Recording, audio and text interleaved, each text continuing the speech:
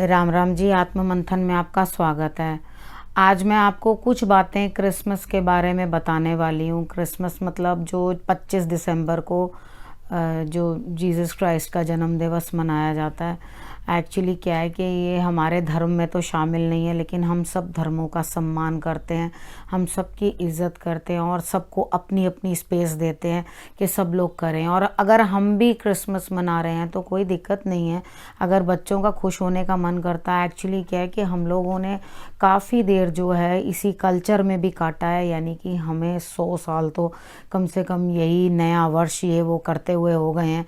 तो वो डेफिनेटली वो आदतें जाते जाते ही जाएंगी, इतना रिजिड बनने से वो चीज़ें जाएंगी नहीं। हम लोग भी, मैं खुद भी कॉन्वेंट स्कूल में पढ़ी हुई हूँ, और जब कॉन्वेंट स्कूल में पढ़ते थे तो वहाँ क्रिसमस हम लोगों ने बचपन से ही सेलिब्रेट की है। तो हमें मालूम है क्रिसमस कैरल्स होती थी, किस तरह से करके सेलिब्रेशंस हुआ करती थी। तो वहाँ पर उसी तरह का माहौल था जो हमने बचपन से देखा। ठीक है, तो हम अपने माहौल के स्कूल के अंदर अगर बच्चे भेजें तो ज़्यादा बेहतर रहता है, क्योंकि मैंने जो चीज़ें देखी तो मेरे फैमिली में भी सारे बहुत अगेंस्ट रहते थे इस चीज़ के कि बच्चे को क्रिश्चियन स्कूल में क्यों डाल दिया, तो बच्चे को क्या हमारे कल्चर आएगा या क्या चीज़ें समझ में आएंगी। तो हमें भी धीरे धीरे करके सब समझ में आ ही गया। मतलब आपको मैं ये बता रही हूँ कि मैं भी कॉन्वेंट में पढ़ी हूँ, तो ऐसा कुछ नहीं है कि मैं वही चीज़ें सेलिब्रेट कर रही हूँ या सब कुछ कर रही हूँ।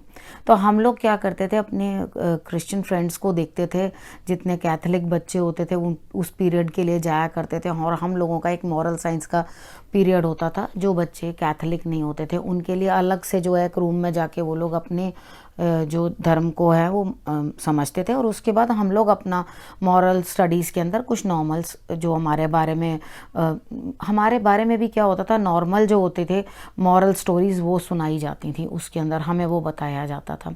उसके बाद एक बाइबल के हमें वो मिला करते थे, उसके अंदर से हमें उनको भरना होता था, बताना होता था कि बेथलेहम में उनका जन्म हुआ, क्या हुआ। वो सारी चीज़ें जो हैं वो हम सब ने बचपन में पढ़ी हैं। खैर, मैं तो जब बहुत छोटी थी तो मतलब इतना भी करती थी कि मुझे ये नहीं मालूम था कि मंदिर जाके क्या करना है। तो हर बात पे वहाँ पे प्रेयर्स के बाद ऐसे कराया जाता था, तो हम लोग भी वही करते थे मंदिर में जाके भी। तो हमारी मम्मी ज़बरदस्ती हमें सिखाती थी, ऐसे नहीं करना, मत्था टेकना, ये नहीं करना। तो सब लोग देख के मुझे ही हंसते थे, मुझे भी बड़ा ऑकवर्ड लगता था, इधर उधर देखती थी कि सब लोग ऐसा क्यों नहीं कर रहे जब मैं कर रही हूँ। तो धीरे धीरे करके वो आदतें मेरी छूटी, और उसके बाद मैंने भी अपने कल्चर को समझना शुरू किया। इंग्लिश से थोड़ी हिंदी पढ़नी शुरू की, समझनी शुरू की। नहीं तो 33% नंबर लेके बुरी हालत थी, उसमें पास हो जाना ही काफ़ी लगता था कि बस हो गया, इतना ही बहुत है। तो उसके बाद धीरे धीरे हिंदी समझ में आने लगी, हिंदी को अच्छे से पढ़ने लगी। और उसके बाद मतलब मैं ये चेंजेस आपको बता रही हूँ कि हम उस माहौल में पले बड़े हैं, तो ऐसा ज़रूरी नहीं है कि हमने वो सब कुछ करना है। ठीक है, मैं आज समझती हूँ इन चीज़ों को, क्योंकि हमारे कल्चर में तो ये सब होता नहीं था। रेड कलर की स्टॉकिंग्स होती थी, तो वो सारी वो लड़कियाँ रख दिया करती थी। तो हम ये सोचते थे कि हम भी स्टॉकिंग रख देंगे। अब हम तो पंजाबी फैमिली से थे, हमारे पेरेंट्स को तो पता ही नहीं था ये सब क्या चीज़ है और क्या नहीं है। तो जब मैंने अपनी स्टॉकिंग रख दी और देखा कि उसके अंदर कुछ भी नहीं आया, अब मैंने आ जाके अपनी फ्रेंड से पूछा कि भाई मेरे स्टॉकिंग के अंदर तो कुछ भी नहीं था, और तुम्हारी स्टॉकिंग्स के अंदर किस तरह से गिफ्ट्स वगैरह आ गए, मुझे तो समझ नहीं आ रही। तो मैं सोचती थी कौन है ये सेंटा क्लॉज, ये मुझसे इतना ज़्यादा नाराज़ क्यों है, जो मेरे पास तो कुछ भी नहीं रख कर जाता और बाकी मेरी सारी फ्रेंड्स को कुछ ना कुछ दे देता है। तो हाँ, 2-3 पंजाबी गर्ल्स होती थी, वो सब आपस में बात करें कि तेरे घर आता है, मेरे घर भी नहीं आया। तो मैंने कहा लगता है कि ये भी डिस्क्रिमिनेशन करते हैं सेंटा क्लॉज, और वो पंजाबियों के घर में तो नहीं देते, हिंदूज़ को नहीं देते, और वो सिर्फ क्रिश्चियंस को देते हैं। अब ये किसे पता था कि भाई ये तो सब पेरेंट्स ही कर रहे हैं अपने आप, वही हमें बता रहे हैं, वही सिखा रहे हैं। तो उसके बाद मुझे लगा कि मेरे बाकी बहन भाई थे वो भी क्रिश्चियन स्कूल में थे, तो उन लोगों को लगता था कि हमें भी नहीं मिलता। तो अब मैंने कहा ठीक है भैया, एक लाइफ का बस लेसन सीखा इस चीज़ से कि अगर आपके लिए सेंटा नहीं आ रहा तो आप किसी के लिए सेंटा क्लॉज बन जाओ। ठीक है ना। तो आप बन जाओ सेंटा क्लॉज। तो सेंटा क्लॉज का मतलब क्या है कि वो आपको जो है गिफ्ट दे रहे हैं। हर फेस्टिवल में कोई ना कोई एक मैसेज छुपा होता है। अगर हम इन चीज़ों को ना भेदभाव देखते हुए चीज़ों को समझने की कोशिश करें तो उसमें से कुछ अच्छा ही निकाल के लाएंगे। लेकिन हाँ, यहाँ मैं भेदभाव करने को ज़रूर कहूँगी। जब हम नव वर्ष कहते हैं तो ये नव वर्ष हमारा नहीं है। हमारे नव वर्ष नवरात्र होते हैं, नवरात्रों में स्टार्ट होता है, तब हमारा नव वर्ष होता है। ठीक है, इतनी ठंड के अंदर भी कभी नव वर्ष होता है? जब कुछ उग ही नहीं रहा, सृष्टि कुछ पैदा ही नहीं कर रही, सारा प्रोसेस स्लो हो गया, इतनी सर्दी के अंदर कभी नववर्ष नहीं होता। हमारा नववर्ष होता है नवरात्रों में, चैत मास में। ठीक है, नई विक्रमी संवत शुरू होती है और हमारे यहाँ पे कुछ ना कुछ बताया जाता है क्या क्या आपके लिए साल भर में रहने वाला है। पंचांग पढ़ने का हमारे यहाँ रिवाज है।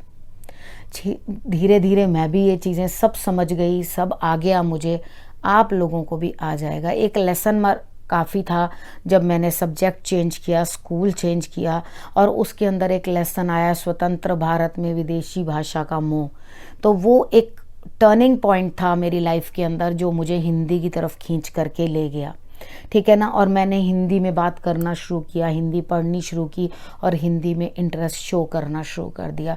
कोशिश की अड़ अड़ के भी चीज़ों को समझने की हिंदी के अंदर कि मुझे सब चीज़ समझ आए। अब आप मेरे से बात करते हो या मेरी बातें सुनते हो तो देखते होगे मैं अच्छी खासी हिंदी बोल लेती हूँ। ठीक है ना। और उसके बाद इतनी गाढ़ी तो नहीं बोल पाती लेकिन बोल देती हूँ भी, अच्छी थोड़ी बहुत तो बेटर बोल ही लेती हूँ। ठीक है ना। उसके बाद क्या है कि ये चीज़ें जब होती हैं लाइफ के अंदर तो हमें काफ़ी चीज़ें सीखने को मिलती हैं। तो इसीलिए मैंने भी आपको क्रिसमस का ये मैसेज कन्वे किया है कि वहाँ एक ईश्वर के अवतार ने जन्म लिया, उसने कष्ट भोगे। ऐसे बहुत सारे अवतार हमारे भी हैं, हमारे यहाँ पर भी बहुत अवतार हुए हैं, सबने जन्म लिया, उनकी भी कई कहानियाँ हमारे पास हैं। हमने उनकी कहानियाँ भी सुनी हैं और वो लोग हमारी कहानियाँ नहीं जानते। ठीक है, तो हम लोग कितने समझदार हैं जो हम उनकी भी कहानियाँ समझ रहे हैं, उनकी भी स्टोरीज समझ रहे हैं, उनके भी सारे क्लासिक समझने की कोशिश कर रहे हैं और उसके बाद हम लोग अपनी भी समझ रहे हैं। ठीक है, तो यहाँ पर हमारे थोड़ा जगह का माहौल का फ़र्क है। जहाँ वो रहते हैं उन्होंने ही उसे बताया। असल में यहाँ पे सबसे ज़्यादा ठंड होती है इस समय में। तो इनके मनाने के लिए सिर्फ 1-2 फेस्टिवल्स ही होते हैं जिसको ये न्यू ईयर कहते हैं या जिसको ये लोग बोलते हैं 25 जनवरी सेंटा क्लॉज के आने का दिन। ठीक है, तो मैं हर पेरेंट को ये ज़रूर बोलूँगी, आप अपने बच्चों को, अगर आपके बच्चे इस चीज़ से खुश होते हैं तो आप उनको ज़रूर कुछ ना कुछ दो।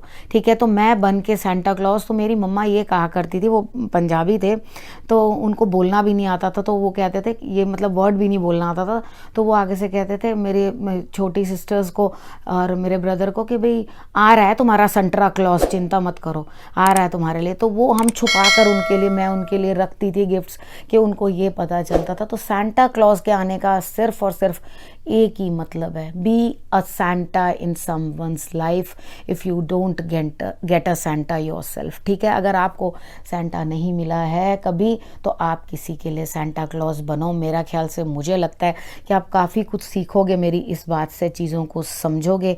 ठीक है, तो मेरी क्रिसमस टू यू ऑल। सब लोग खूब मज़े से जो है क्रिसमस मनाओ। आपका मन करता है जो भी त्यौहार मनाने को खुशी से मनाओ, लेकिन एक दूसरे के साथ प्रेम रखना बड़ा ज़रूरी है। दूसरे के कल्चर की भी रिस्पेक्ट करनी आपको ज़रूरी है। किसी के भी धर्म को छोटा या बड़ा कहना हमें नहीं चाहिए। ठीक है, तो अपनी सबकी एकता के लिए जो ये चीज़ें जो है करनी बहुत ज़रूरी होती हैं। ठीक है, अब फिर अगले विषय के साथ आपके पास आती हूँ, तब तक के लिए नमस्कार।